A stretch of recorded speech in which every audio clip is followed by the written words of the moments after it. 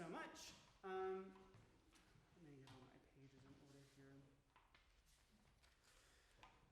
So earlier I was telling you about how I really love the low range of the horn, but going to all these guest workshops and performances, I would be on the hunt for really cool low horn repertoire, and all you would really hear is the Noiling Bagatelle, the piece that you heard earlier.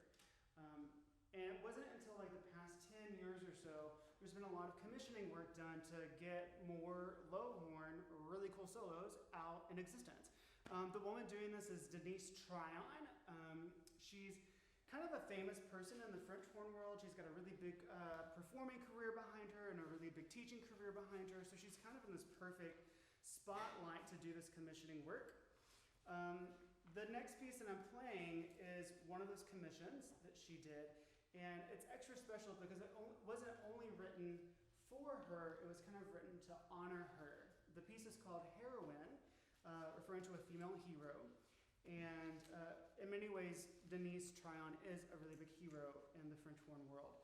I think this piece also does a really good job of kind of capturing some of her personality traits. She could be a really stern, sarcastic kind of woman, but also she's very nurturing and very loving as a teacher as well. And I think this piece kind of has both of those characteristics in it. The composer included a poem at the beginning of the piece, and I wanted to read that to you before I perform. From the shadows rise the heroes, from heroes inspire the change. From change creates the conflict, from conflict cast down the shadows. Without shadows, the light loses its power. Without change, nature loses its growth.